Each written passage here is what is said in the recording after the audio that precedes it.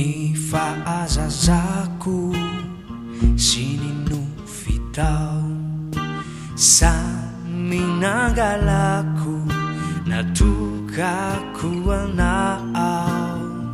Izay rehetra lasa sy izay mbola kinasa foko manontolo omenanao.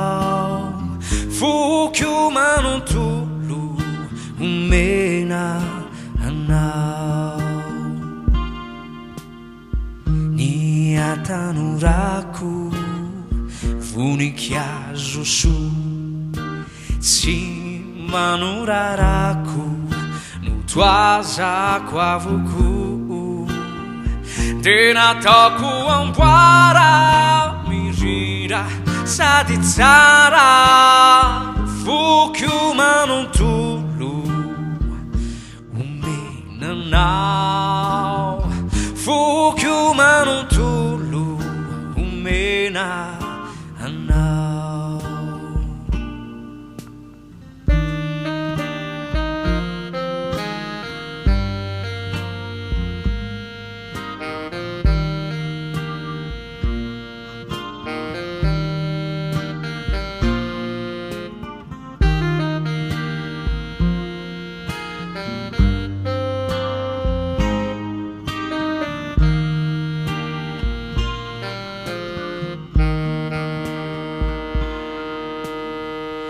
Ity tononkalo zay irako ety tsy ilantakalo fa vokatra fity.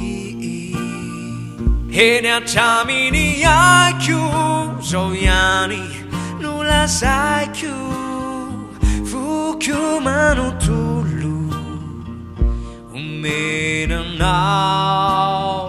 Foko manontolo omena anao.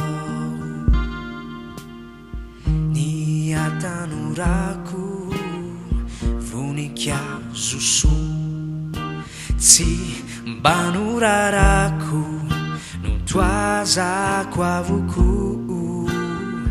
De nataoko amboara mirindra sady tsara foko manontolo omenanao. Foko manontolo omena